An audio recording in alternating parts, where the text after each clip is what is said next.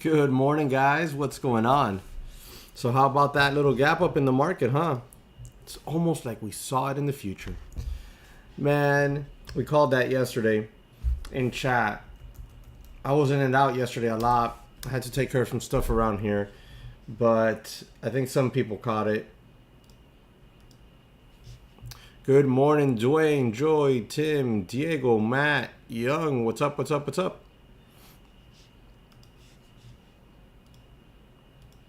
All right, let me put out a quick tweet here. Let everybody know that we're live.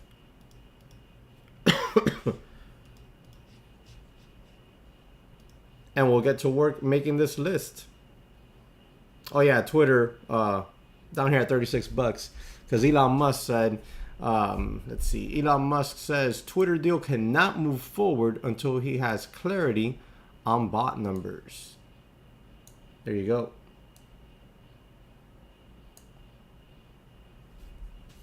All right, give me 1 second here. Let me put out this quick tweet. Let everybody know we're live and we'll get to work.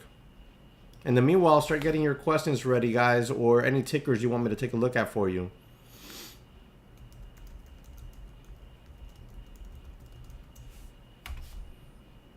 Whoops.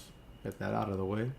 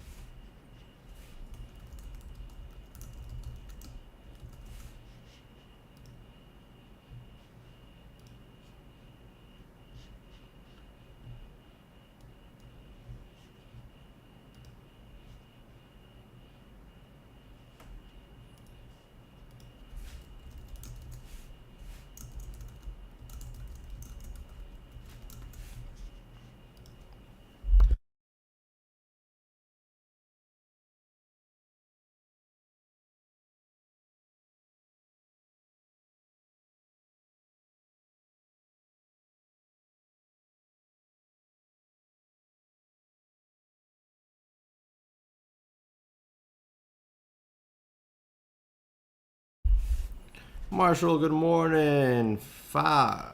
BBIG, we'll take a look at it. All right.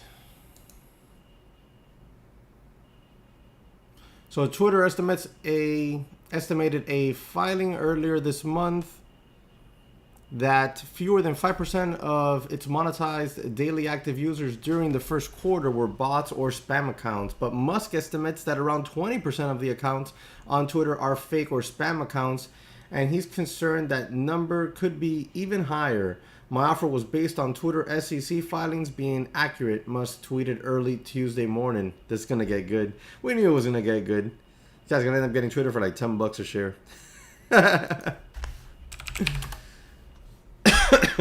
BBIG, there's really nothing here going on right now at all. You got $4 resistance. As long as this stock is under 4 bucks, 350s, you're not gonna get a whole lot out of it. There's just nothing. There's nothing going on. It's doing nothing. In fact, it could go lower. It could come all the way back down here towards 2 bucks. This $2 area has been a major level of potential support on this stock. Sorry, guys. 190 to $2. Major support zone on this stock.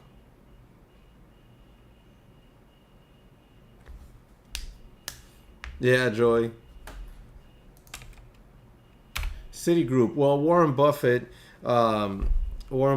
did disclose a stake he took in Citigroup, if I'm not mistaken. Yep, Citigroup shares jumped 5% after Warren Buffett reveals a near $3 billion stake in the struggling company. Let me see something.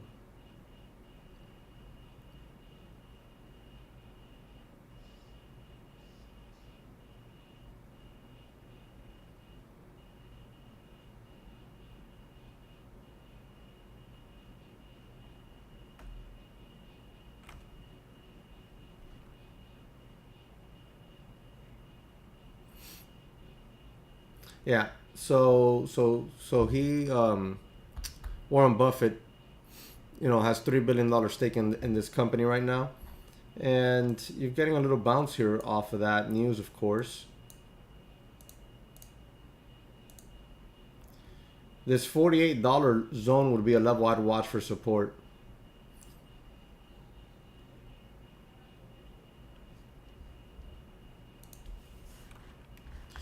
Investments, good morning. Good morning, Brent. Trading with Tudu.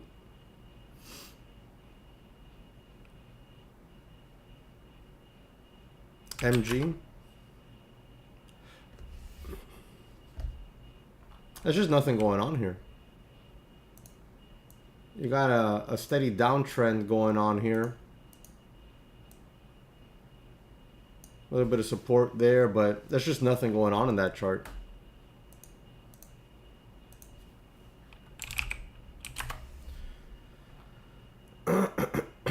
Let's erase some of these old lines on snow real quick here. So snow has that 175-ish, 160 resistance zone here. You'll see previous support. So far turned resistance. As long as it's underneath that, you could see it come back down here towards 140 to 130. If it can break up and over that level, then you got room here to 188. 188, that 50-day moving average around 190s. So that would be definitely the level to watch on snow.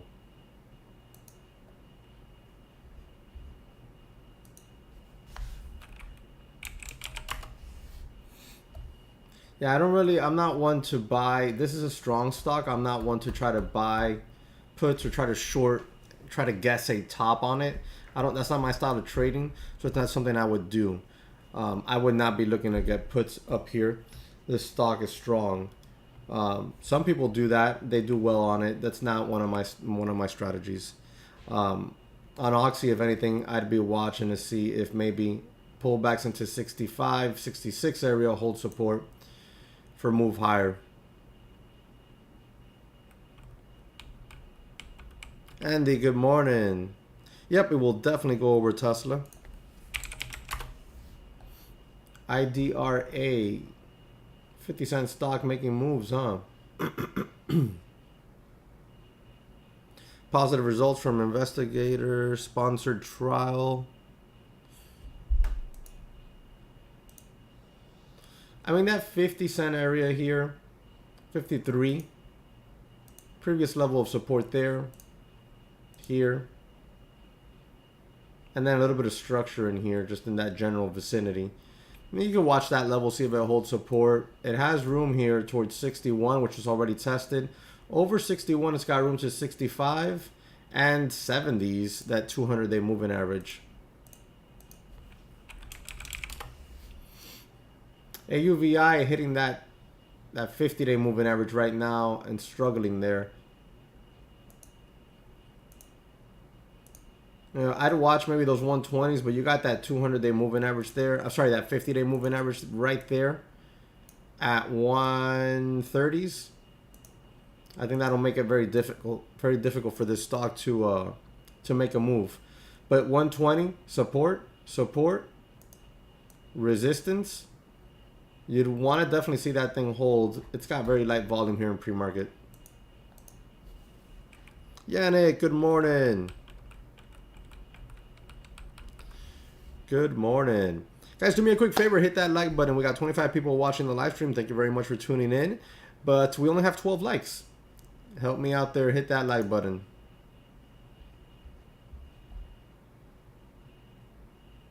Yep, we'll get to SPY, Tesla, AMD, NVIDIA, all the staples in a little bit here. People always ask those again, so I try to leave them for, towards the end.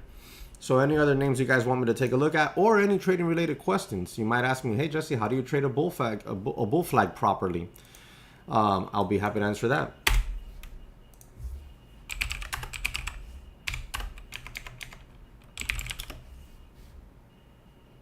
Adrian, MMM, so 3M. Do they still pay out a good dividend? They used to.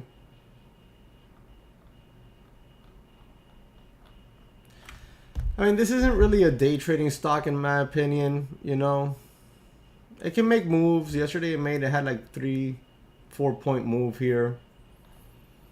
But this thing doesn't really trade a whole lot of, I mean, look at pre-market today, right?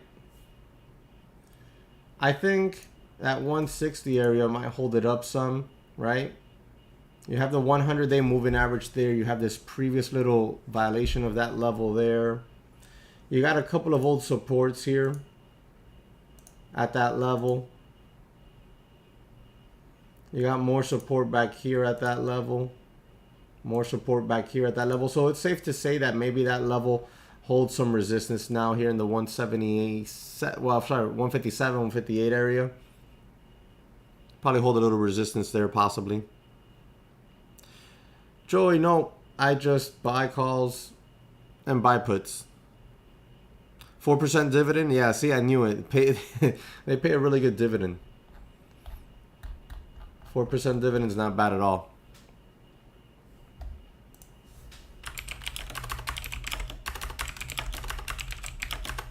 All right, any other tickers you guys want me to take a look at for you? Oh, wow, thanks, guys. 20 likes so far. Nice, nice. You guys are the MVPs for real. Castro, good morning. CTXR.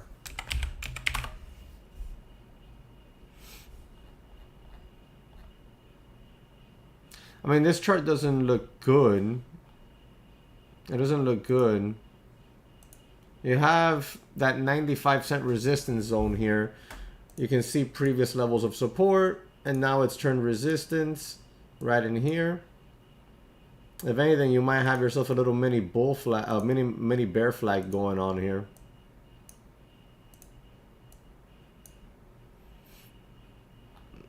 Could go further down. I mean, if it breaks to the upside, you'll get a little move here, possibly towards 1. If it breaks to the downside, you have room to fall towards 78. Towards 78 cents.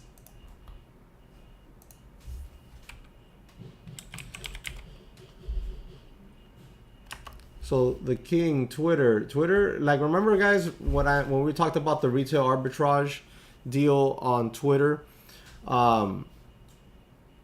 we talked about the risk of if the deal didn't go through for any reason, we would see Twitter back at 35, 36, 38, best case scenario. And that's exactly what we've seen happen here. What happened now today was about a couple hours ago, Elon Musk tweeted or said cannot move forward until he has clarity on the bot numbers. The SEC filings show that Twitter accounts for 5% of the daily active users to be basically bots or spam accounts, but Musk estimates that it should be about 20% of the accounts on Twitter could be fake or spam, and he wants clarity on that before they move forward. And now you're seeing Twitter fall right back down towards where it was originally, basically almost since before Elon acquired. Like right now, Twitter's I think in that range where everyone found out that he had acquired some shares, but had not actively put forth on offer at 54.20. So yeah, you know, now you could say, oh, okay, well, now the risk reward is better. It is if you're gonna get bought out at 54.20. But at this point, I don't even know what's gonna happen here, so I'm gonna stay away from it. As far as actively trading it, honestly, I don't know how much further down it could go. This is the general vicinity that Twitter was at before he announced the offer to buy. And there's a little bit of support here that's possible. You have a little bit of resistance here. We broke up above it when his news came out that he had acquired some shares. And, you know, we rallied. He put the buy out. We rallied up here. And now we're all the way back down to basically the original price. Ricardo, SNDL. I would not touch this. That's just me. This thing has bag holders galore in it.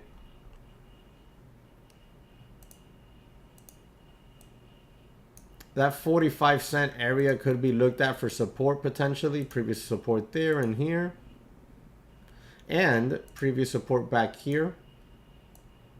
So maybe that area could be looked at for support today or in the coming days if it can get up and over it. Right now we're at 43 cents. So for now it might act as resistance, as you see it acting as resistance in pre-market here. Right there at 44.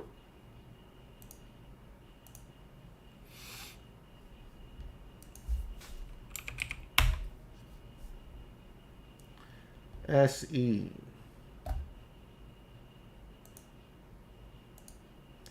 I mean, it's got room here possibly to 85, maybe 80, but the problem is that you're already at these levels. So maybe you see a little bit of resistance start to kick in there. If it can get through 80, you have a little room here towards 85. That would be the next resistance, potential resistance level on it.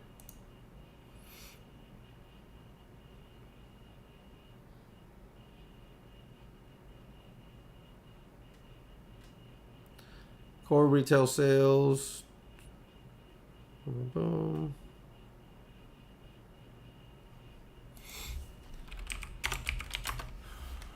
SPY's at a key level. I think psychologically today we should get a move. I mean, we've gotten most of the move in pre-market.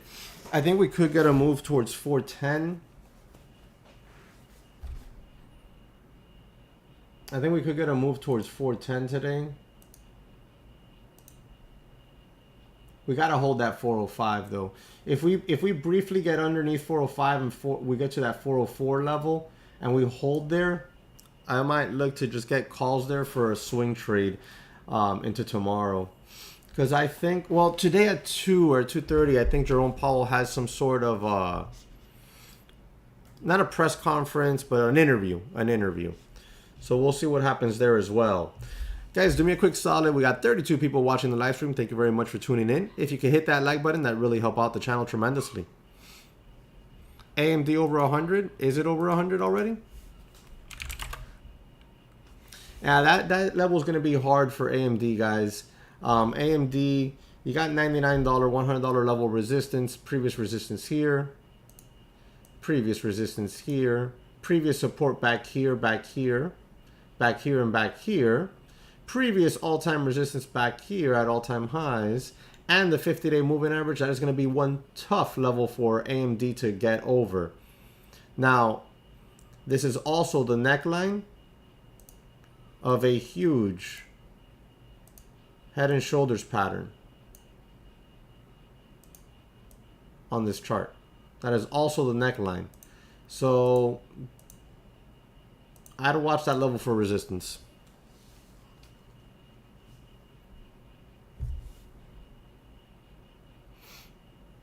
Francisco, what do I think about Citigroup?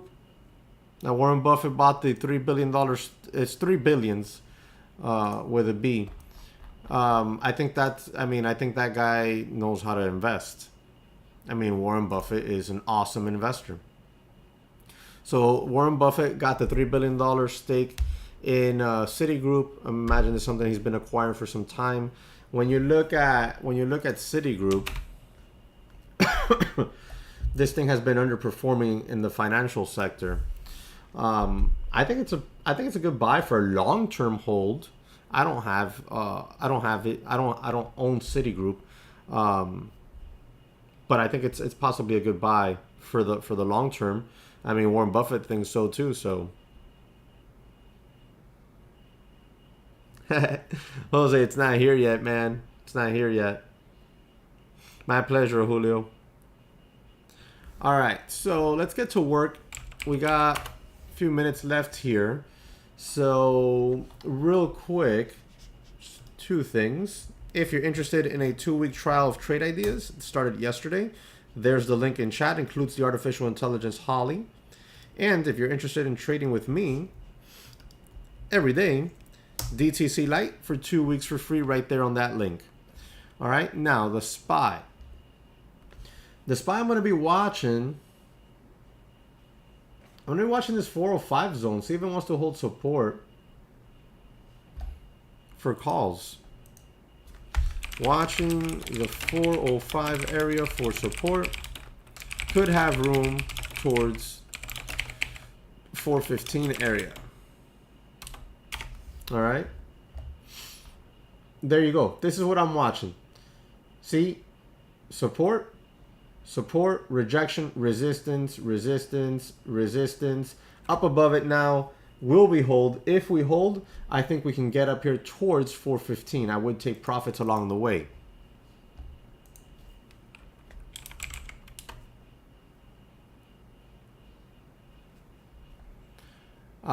Tesla.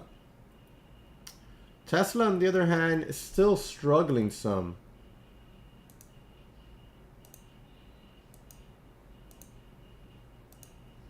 Damn it, I erased all the lines.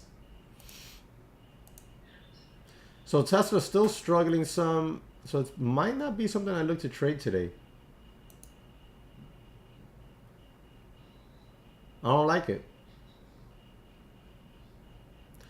The 750s are still holding up Tesla some. You can see the 750s here from the daily chart. Previous level of support has now become resistance here. So maybe if anything, I'll watch those 750s.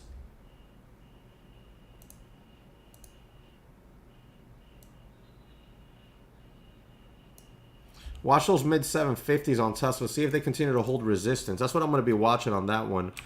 Watching the mid 750s for resistance. Could have room to fall towards 700.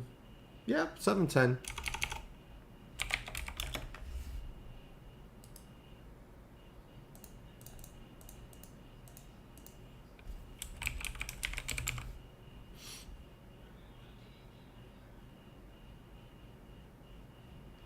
All right, AMD. AMD, I'd watch that $99, $100 zone for resistance. So watching the 100 to 99 area for resistance. Could have room to fall back down towards 91.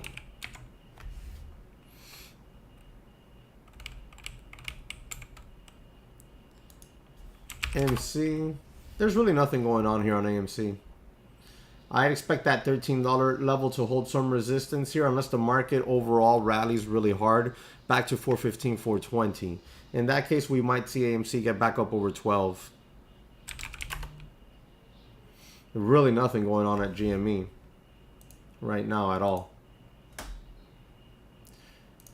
Anything on GME, that $86 area could be some sort of support.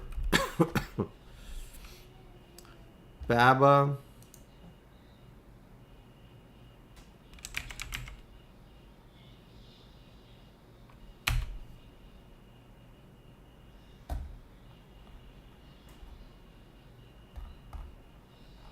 I mean, there's not a whole lot going on here. I'd watch the 50-day moving average, see if that holds resistance. Other than that, there's really not a whole lot else going on here. Okay, so Nvidia. If Nvidia can get up over 180 today, it definitely could have a little move in it. There's your 180 level. Support, resistance, and major resistance here recently. Right? Look at even in pre-market. So I'd watch that level on Nvidia, see if it can break up and over it. Watching for 180 to break and become support for a move back towards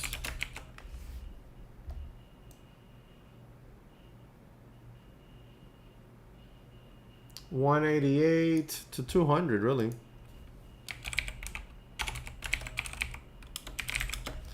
All right, so that's what I've been watching on that. Netflix.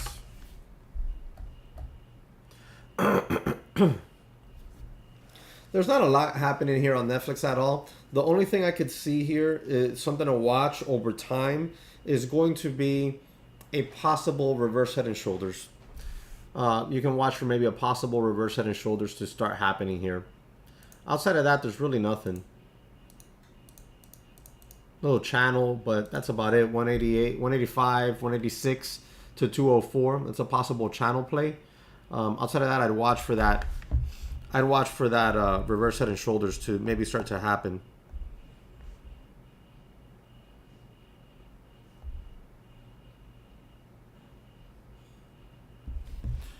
MULN.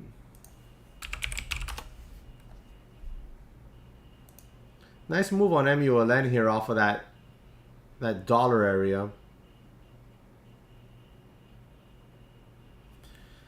I mean, it's got potential room here if it can get up over the 120s. It's got potential room there to 150. So it definitely has some potential room there to 150 if it can get up over and hold those 120s.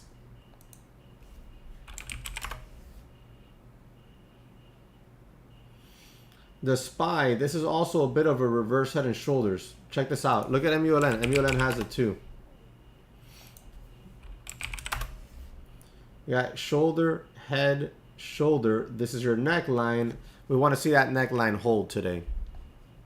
So I'll probably be focused on the SPY there. SPY, Tesla, AMD, NVIDIA are ones I have on the list so far. BRDS, don't like that. MITQ. Yesterday, small caps traded pretty crappy as well. Yeah, yesterday the smallies traded really crappy. They had a quick little move in the morning and then they were done.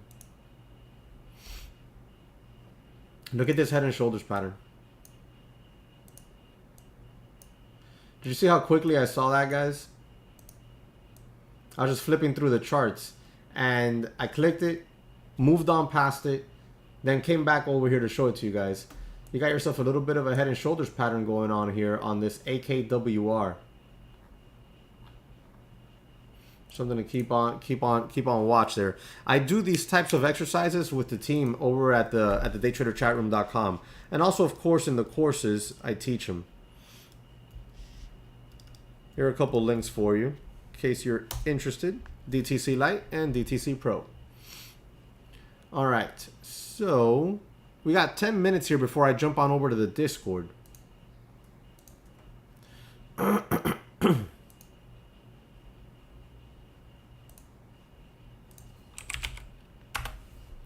Whoa. Walmart missed earnings expectations for the fiscal quarter as a retailer felt cost pressure from fuel prices, higher inventory levels, and overstaffing. What? Dude, when Walmart says it's overstaffed, that's a little scary. If we get one more quarter of negative GDP, we're going to be officially in a recession. I don't think it's going to be like a 2008 recession, but it's definitely going to be something. Man. Guys, look at the drop on Walmart. I think if Walmart gets back down here to these 130s, you got to watch it. And I mean the low 130s. We're at 138 now. That is a big drop there.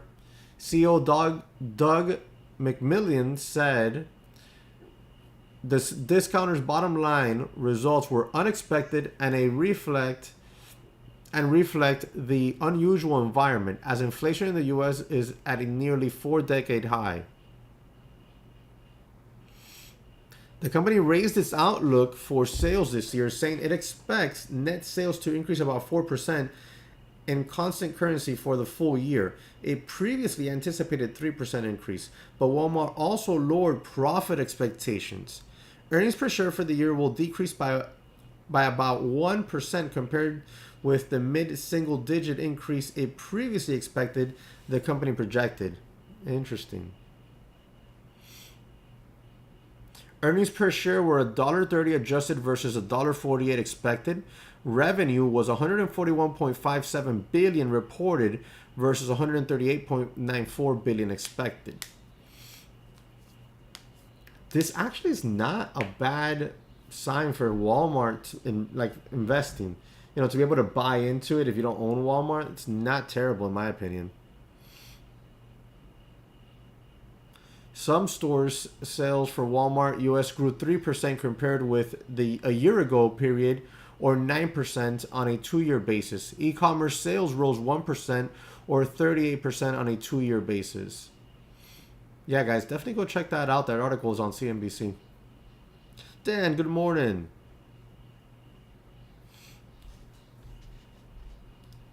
All right, so definitely something to keep on eye there, guys, on Walmart.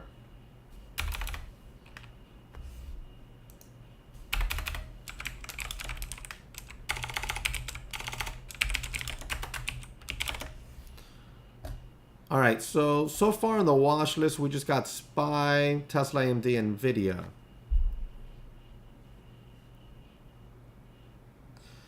Tim says, whoa, Walmart, that's something. Overstaffed, question mark. I just heard yesterday that they were short on managers and was going to do a hiring push for them. Wow, well, there you go. Dolphin1244, welcome to the Discord. Glad to have you on there. Looking forward to trading with you. All right, so let's check out this little piece of news here. U.S. stock futures rallied Tuesday with the S&P 500 and the NASDAQ set to open roughly up 1.5% and nearly 2% respectively. The Dow Jones Industrial Average looked ready to open nearly 350 points or more than 1% higher. That's despite a nearly 6% pre-market decline in the Dow component, Walmart, after mixed quarterly results due to rising costs. A different story at Home Depot, which weathered inflation. The Dow stock rose 3.5% in pre-market after strong quarterly results. United Airlines rose 4% on Tuesday's pre-market, the morning after raising its current quarter revenue forecast, expecting its busiest summer since before the pandemic began. That makes total sense. Airlines and hotels and stuff like that, that makes total sense for this summer. In a choppy session Monday following multi-week losing streak, the Dow rose slightly and the S&P 500 fell slightly. The NASDAQ lost 1.2%. That was yesterday. The 30-year Treasury yield ticked higher Tuesday to around 2.95% after the government's before the bell release showed a slightly less than expected increase of 0.9% in April's retail sales month over month. On a year-over-year basis, retail sales rose 8.2%. The March numbers were revised sharply higher. Investors are hoping to learn from the retail numbers how consumers are reacting to rampant price pressures. It's super plain and simple. In turn, whether the Federal Reserve might need to dial up interest rate hikes, they're going to have to. You have to think about it like this. Inflation, wages have grown. Inflation has grown to surpass the wage growth. Right? People, the consumer, we're still eating up this inflation. So we're still going out, pumping gas, buying not just the necessities when it comes to food, but over and beyond. Electronics, people are still buying computers and freaking graphics cards and new iPhones. Everybody's still consuming the inflation. New car sales, people are still buying new cars and all that good stuff. Thank you. Jose. And so the consumer is still strong. But the reality is there's only so much the consumer can take. And when this summer rolls in and gas prices go even up higher, more, I think the consumer breaks. And I think we might. I was thinking that we would not go into a recession until probably next spring. But I'm completely changing that. I think we're going to a recession. Possibly we have a high likelihood of going to a recession this year. If the next quarter is negative, we're in a recession. Officially, we would be in a recession. So there's a higher likelihood this year than I thought there would have been. But I guess it's all going to depend. Next week we could have a ceasefire in Russia. Oil prices go down some. So it's anyone's guess at this point. We'll see what happens.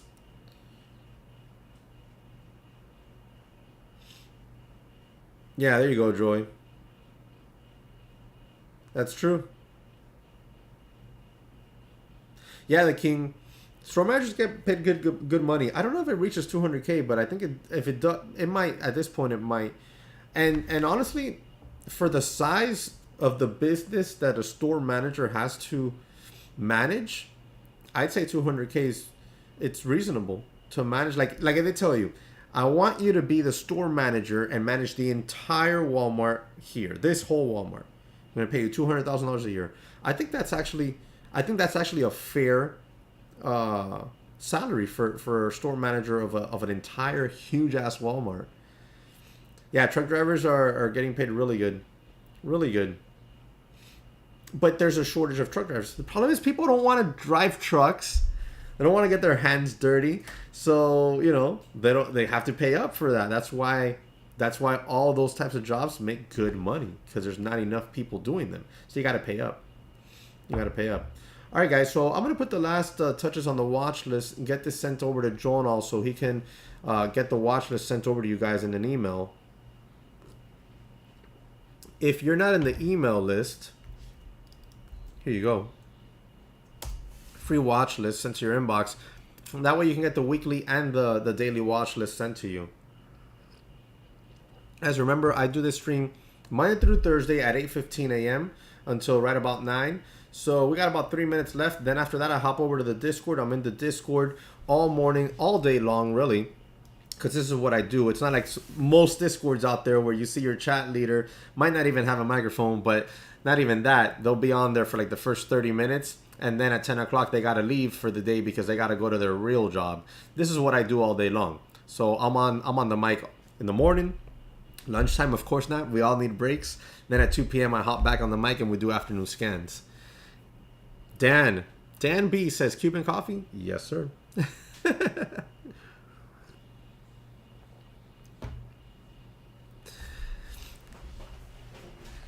All right, so any last minute questions you guys want to throw up there before we end the stream and hop on over to the Discord, let me know. And we'll go ahead and get to them. Or any last minute tickers you want me to look at for you, I'll go ahead and jump on those. Otherwise, then I'll just throw the last few pieces of info on the watch list, get that sent over to Jonal so he can send it to you guys in an email. And then we'll get ready to get rolling with the day. Guys, BA has gotten rocked. Rocked.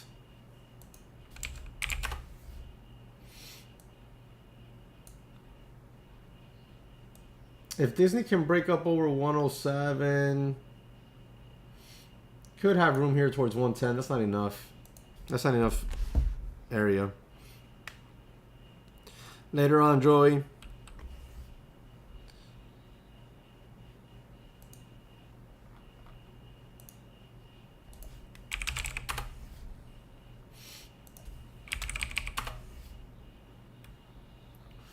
Damn, IMPP got rocked.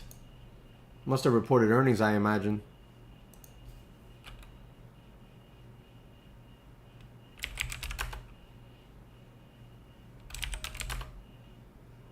These charts look like crap.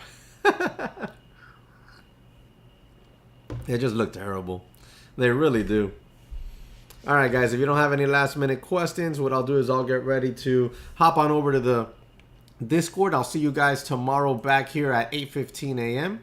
and we'll do it all over again. Otherwise, I'll see you over in the Discord. I'll be there. Oh, there you go. Nighthawk. Welcome to the Discord. Glad to have you on there.